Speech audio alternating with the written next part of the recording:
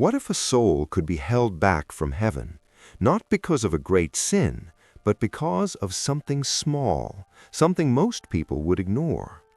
What if even a child's soul could be delayed in purgatory because of a single, unrepented fault? This question once shook the heart of Padre Pio. It was a silent night at the Capuchin monastery in San Giovanni Rotondo. The world outside was asleep. Only the flicker of candlelight remained in the chapel. Padre Pio knelt alone, immersed in prayer. As he often did, he offered his suffering and prayers for the souls who could no longer help themselves. Then, without warning, the air grew heavy. A deep, unexplainable cold filled the chapel. Padre Pio sensed it immediately, a presence from beyond this world. Before him appeared a vision, both painful and filled with hope. He saw a small soul, a child, standing in the shadows of purgatory, weeping quietly, not in terror, but in sorrow. The soul was not condemned, it loved God deeply, and yet it could not enter heaven. Padre Pio trembled. How could a child still be there? What fault could possibly bind such a pure soul? As the child's quiet cry echoed through the chapel, a gentle light suddenly broke through the darkness. Not harsh, not blinding, a light filled with mercy. And then she appeared. The Blessed Virgin Mary stepped into the vision, her presence bringing both comfort and truth. What she revealed that night would forever change how Padre Pio spoke about small sins, forgotten prayers, and the power you and I hold even now. Before we begin, if you believe prayer can reach even the souls in purgatory, please type "I pray for the souls" in the comments. Your prayer may help a soul today. Padre Pio was not unfamiliar with the world beyond death. From the earliest years of his priesthood, God granted him a gift few could bear, the ability to see and hear souls who had already crossed the threshold of eternity. Often they came at night. Sometimes they appeared as shadows, sometimes as faint lights, and at times they spoke, asking for prayers, masses, or simple remembrance. Many of these souls came from purgatory. They were not lost, they were saved. Yet they suffered, not because God was cruel, but because their love was still unfinished. Each encounter left Padre Pio shaken. He once confessed that these visits filled him with fear, not the fear of demons, but the holy fear of witnessing God's perfect justice and mercy at the same time. There were nights when souls surrounded his cell, crying out softly, begging him not to forget them. And though his human heart trembled, Padre Pio never turned them away. He prayed, he offered Mass, he accepted suffering in silence, believing that no pain was wasted if it could shorten even one soul's purification. Yet among all the souls he had encountered, soldiers, mothers, priests, forgotten sinners, there was one rule he believed to be certain. Children did not remain long in purgatory. Their hearts were simple, their faults were few. God's mercy covered them quickly. That is why, on that silent night in San Giovanni Rotondo, when a presence approached that felt small, fragile, and innocent, Padre Pio felt a chill unlike any he had known before. He lifted his eyes in prayer, sensing that something was about to be revealed, because this vision was different, and it would challenge everything he thought he understood about small sins, forgotten repentance, and the hidden weight they carry before God. The monastery had long since fallen into silence. Midnight had passed, and the chapel lay wrapped in darkness, its stone walls breathing the stillness of centuries. Only a single candle burned near the altar, casting trembling shadows across the worn wooden pews. Padre Pio knelt alone. His hands were folded tightly, his lips moving in a quiet rhythm of prayer. This was the hour he knew best, the hour when heaven felt close and the unseen world drew near. Then something changed. Without warning, the air inside the chapel grew cold. It was not the chill of night air creeping through stone, nor the gentle coolness of early dawn. This cold was sudden, heavy, deliberate. Padre Pio paused. The flame of the candle began to flicker, swaying back and forth as though disturbed by a breath. Yet the doors were closed, the windows were sealed, there was no wind. A deep silence pressed down upon the chapel, thicker than before. Padre Pio felt it in his chest before he fully understood it in his mind. A presence was approaching, not violent, not threatening, weak, so faint that it felt as though it might vanish at any moment. His heart tightened. Over the years, Padre Pio had learned to recognize these signs. Strong souls arrived with urgency, burdened souls arrived with sorrow. But this presence felt different, fragile, hesitant, almost afraid to be seen. The cold deepened, yet with it came a strange stillness, as if time itself had slowed. Padre Pio lowered his head, whispering a prayer under his breath. He did not look up right away. He waited. He knew better to rush a moment like this. Some souls needed courage simply to appear. The candle flame wavered once more, shrinking low, as though it struggled to remain alight. And in that fragile glow, Padre Pio sensed it clearly now. A soul was drawing near, one that carried no anger, no rebellion, no despair, only weakness, only longing, only a quiet, aching desire to be free. Padre Pio's breath caught in his throat. For reasons he could not yet explain, his spirit knew that this encounter would not end like the others. This night was leading towards something greater, something that would soon unfold under the gaze of heaven itself. At first, Padre Pio thought the sound was only in his heart. It was so faint, so fragile, that it barely disturbed the silence of the chapel. Then he heard it again, a soft cry, not loud, not desperate, but unmistakably real. Padre Pio slowly lifted his head. Near the far side of the altar, where the shadows gathered thickest, a small form began to take shape. It was a soul, small, trembling, and wrapped in a pale, dim light. The light did not burn, it barely glowed, as if it struggled to exist at all. The child stood still, shoulders drawn inward, hands clasped tightly against its chest. Its entire presence seemed to shrink upon itself, as though it wished to disappear. Then the crying came again. It was not the cry of pain. There was no screaming, no tormenting fire, no violent anguish. It was the sound of sorrow, of regret, of a heart weighed down by shame. Padre Pio felt his own eyes fill with tears. He had heard many souls cry before, men burdened by lifelong sins, souls purified by burning longing for God. But this was different. This cry was gentle, broken.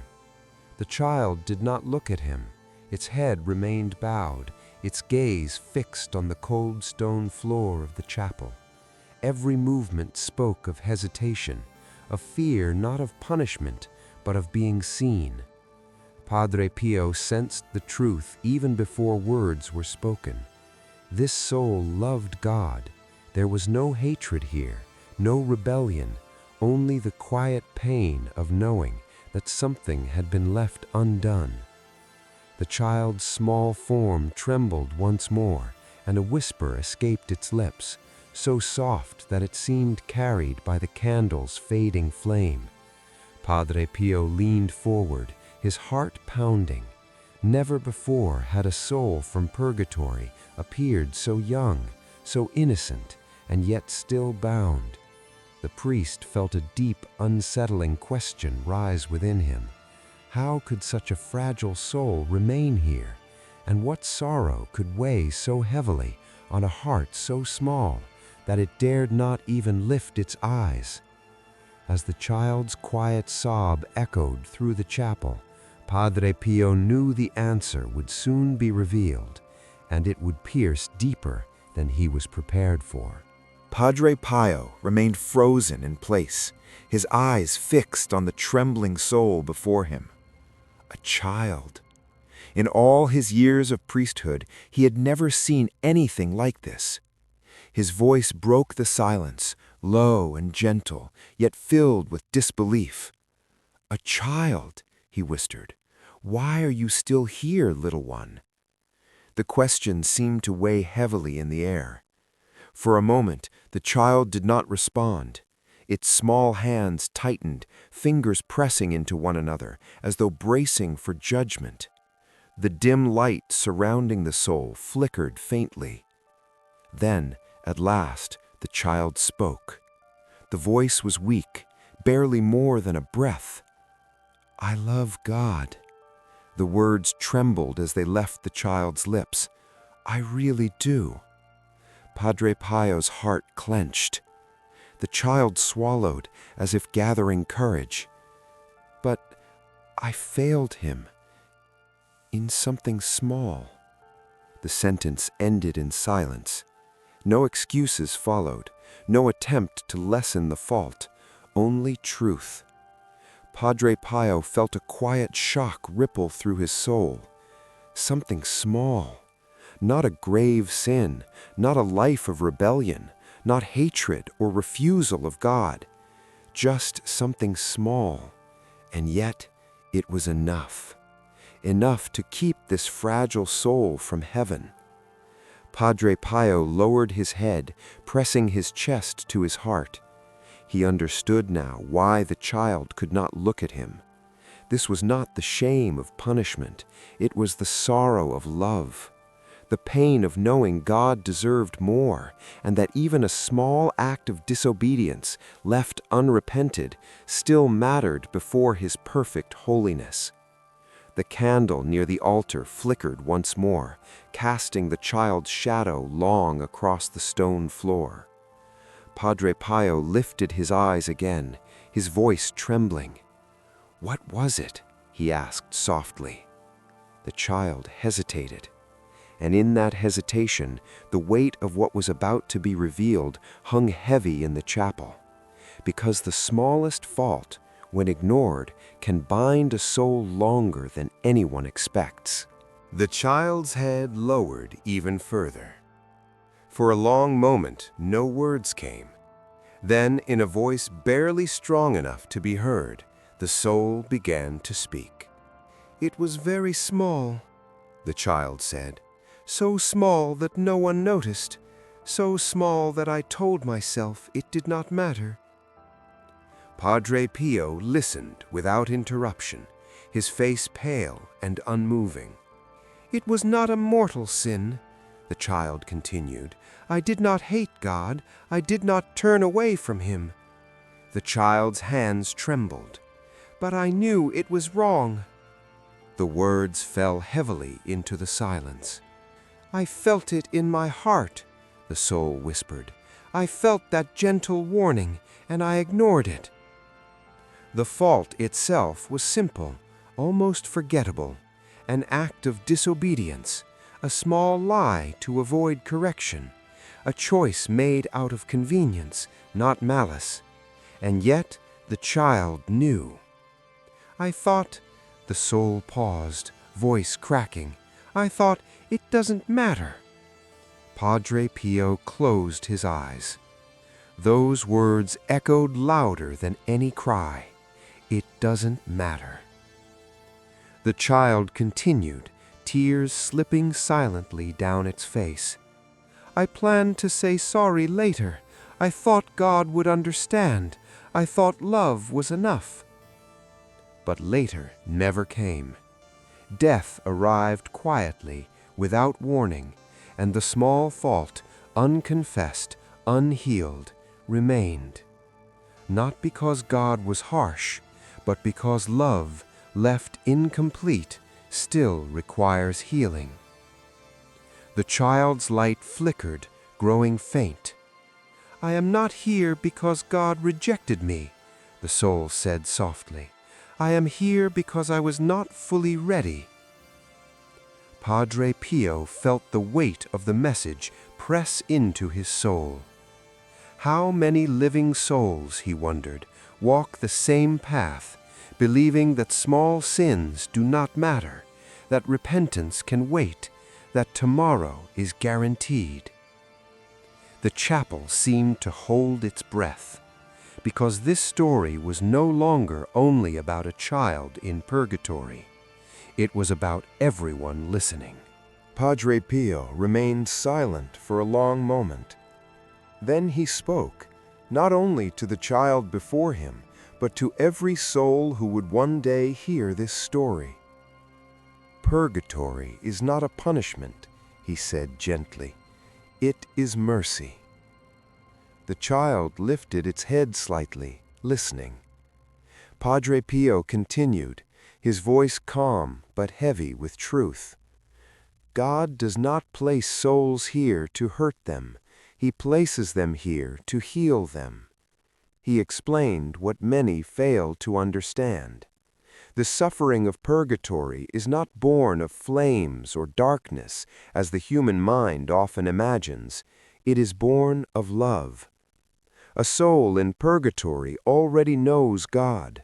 It has seen His goodness, His beauty, His perfection, and because of that, it loves Him completely. But it is not yet pure enough to stand before Him. That, Padre Pio said softly, is where the pain comes from. The child's light trembled. "The soul does not suffer because it is rejected," he continued. "It suffers because it longs to run toward God and cannot. There is no greater pain than loving perfectly and being unable to embrace." Padre Pio lowered his gaze. The smallest fault, when left unrepented, creates a distance, not because God turns away, but because the soul is not yet ready for His infinite holiness. The child's tears fell silently. There was no anger in them, no rebellion, only longing, only regret, only love unfinished. Padre Pio reached out, though he could not touch the soul. "You are not abandoned," he said, "and you are not forgotten." But the truth remained. Until the soul is completely purified, until every small act of love is made whole, the pain of waiting continues. Not the pain of fire, but the pain of seeing heaven so clearly and loving God so deeply that anything less than union feels unbearable. And in that sacred suffering, God's mercy continues its quiet work. The weight of the child's words became too heavy to bear. Without another thought, Padre Pio fell to his knees on the cold stone floor of the chapel. The sound echoed softly, a hollow sound in the vast silence. His shoulders shook.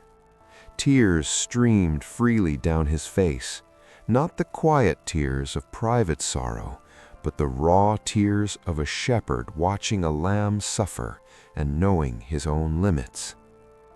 "My God," he whispered, his voice breaking, "my God, have mercy." He pressed his forehead to the floor, his hands clenched tightly against the stone. "I offer you my suffering," he prayed aloud, "my pain, my wounds, my nights of agony, for this little soul." The candle flickered violently, its flame stretching thin, as if the chapel itself were holding its breath. Padre Pio lifted his head, tears blurring his sight. "I will say Mass," he pleaded. "I will suffer more. I will give everything you ask of me. Only let this child go." The small soul trembled, its light wavering faintly. For a moment, it seemed as though heaven itself remained silent. Padre Pio felt a crushing truth settle upon his heart. There were limits, even to the prayers of a saint. There were moments when he could intercede, and moments when he could only wait. Slowly, painfully, Padre Pio lowered his hands. "I am only a priest," he whispered. "I do not command heaven." The silence that followed was heavier than any sound.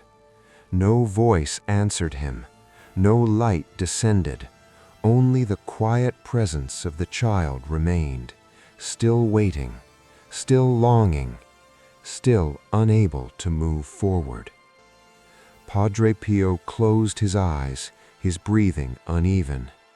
Never before had he felt so small before the mystery of God's justice and mercy. He remained there, kneeling, with nothing left to offer but trust. Trust that heaven was listening, even when it did not yet respond. And in that sacred, unbearable silence, something unseen was already beginning to stir. The silence did not break. It transformed. Without warning, the cold that filled the chapel began to fade. In its place came warmth, gentle, steady, unmistakably alive. Padre Pio felt it before he saw it. A soft light began to spread across the stone floor, not bursting forth, not forcing its way into the darkness, but flowing, like dawn quietly entering the world. The light was not blinding. It did not strain the eyes. It wrapped the chapel in peace. The shadows retreated, not in fear, but in obedience. The candle flames straightened, burning calmly now, as though it recognized what was coming. Padre Pio lifted his head slowly. His breath caught in his chest. Before the altar, the light gathered and deepened, taking form with reverent grace. And then he knew. She had come. The Blessed Virgin Mary stood before him, clothed in light that felt softer than air and stronger than stone. Her presence did not overwhelm, it comforted. Every wound in Padre Pio's heart fell silent, every fear stilled. The child's soul stopped trembling, its dim light brightened slightly, as if responding to a love it recognized instinctively. Mary's eyes rested first on the child. There was no judgment in her gaze, only compassion beyond words. Then she looked at Padre Pio. In that single glance, he understood what no explanation could teach. Heaven had heard every prayer, every tear, every silent offering. The moment had arrived, not through force, but through mercy. The chapel, once heavy with sorrow, now breathed with hope. This was not an ending. It was the turning point upon which everything would change. The Blessed Virgin Mary stepped closer to the small soul. The light around her seemed to soften even more, as if heaven itself leaned inward to listen. The child trembled, not in fear, but in awe. Slowly the soul lifted its head for the first time. Mary's gaze met the child's with infinite tenderness. She knelt before the little one, bringing herself down to its level, so that love, not distance, would speak first. Her voice was gentle, yet carried a depth that filled the entire chapel. "Even small faults matter," she said softly. The words were not spoken in accusation, but in truth. "Not because God is harsh," she continued, "but because love desires to be whole." The child's tears fell freely now, no longer hidden. Mary reached out, and though no human hand could touch a soul, the child felt warmth, real and unmistakable. "But no soul is forgotten," she said. "Not the smallest, not the weakest, not even those who believe their faults are too little to confess." The child's light brightened, as if each word gently washed away a shadow. Mary's eyes turned briefly toward Padre Pio. "In heaven," she said, "nothing is ignored, neither sin nor love, neither fault nor repentance, neither prayer nor tears." She returned her gaze to the child. "You loved God," Mary said, "and that love has been seen." The chapel seemed to breathe. Mercy flowed not as thunder, but as a quiet river, steady, patient, unstoppable. And in that sacred moment, Padre Pio understood. No prayer is wasted, no repentance is forgotten, and no soul, no matter how small, is ever beyond the reach of a mother's love. The Blessed Virgin Mary turned gently toward Padre Pio. Her voice remained soft, yet carried the quiet authority of heaven. "This soul will be freed," she said, "but not without love made complete." Padre Pio lifted his head, his tears still clinging to his lashes. Mary spoke clearly now. "Offer the Holy Mass," she instructed. "Unite your suffering to the sacrifice of my Son."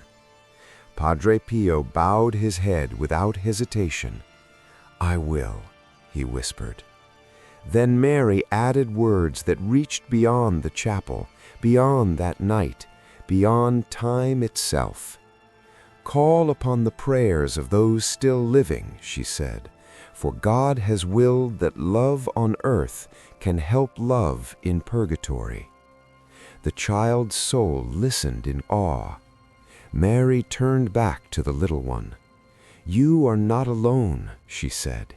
"You have never been alone."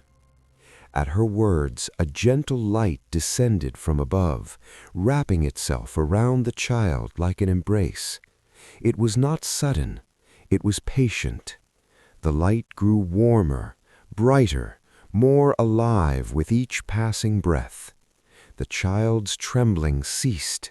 Its dim glow transformed into a radiant clarity, pure and steady. For the first time, the soul smiled. Padre Pio watched, his heart pounding, as the child was lifted gently upward, not pulled, not forced, but drawn by love itself. The chapel filled with peace so deep that no human words could describe it. Then, quietly, the light faded. The space where the child had stood was now empty, not with absence, but with fulfillment. Padre Pio crossed himself slowly, his voice barely audible. "Thank you," he whispered. He knew with absolute certainty a prayer had reached heaven, a sacrifice had been accepted, and a soul, once bound by something small, was free. The Blessed Virgin Mary remained in the chapel, the light around her still warm and gentle. Then, slowly, she turned. Her gaze moved beyond Padre Pio, beyond the altar, beyond the walls of the monastery. It was as if she were looking directly at every soul listening to this story. Her voice carried the same tenderness, now filled with quiet urgency. "Your prayers matter more than you know," she said. Every whispered prayer, every silent plea, every tear offered in love. She paused. Even a single Hail Mary, prayed with sincerity, reaches farther than you can imagine. Mary's eyes shone with meaning. God has chosen to work through love, she continued, and love is never wasted. She spoke of mothers praying for children, of strangers praying for souls they will never meet, of forgotten prayers said in the dark that rise like light before heaven. When you pray for the souls in purgatory, she said, you participate in mercy. Padre Pio listened in silence, knowing these words were not meant for him alone. They cannot help themselves, Mary said softly, but you can help them. The chapel felt larger now, as though it had opened itself to the world. And in that sacred moment, the message was clear. No prayer is too small, no offering too weak. In the hands of God, every prayer becomes a bridge, and every bridge can carry a soul home. When the light had faded and the chapel returned to silence, Padre Pio remained kneeling. He did not speak immediately. Then, with a voice shaped by sorrow and love, he said, "Do not ignore small sins, and never forget the souls who wait." He lifted his eyes slowly. "What binds a soul is often not great evil," he continued, "but love left unfinished, repentance delayed, and the belief that tomorrow will always come." His words lingered like a quiet echo in the empty chapel. "The souls in purgatory are not lost," Padre Pio said. "They are waiting. Waiting for prayers, waiting for love, waiting for remembrance." Then his gaze turned, not toward heaven, but toward you. "Before you leave, pause for a moment. Say one prayer, even a short one, for the souls in purgatory. If you believe prayer has power, please type, 'I pray for the souls' in the comments. You do not know which soul may be waiting for your prayer today.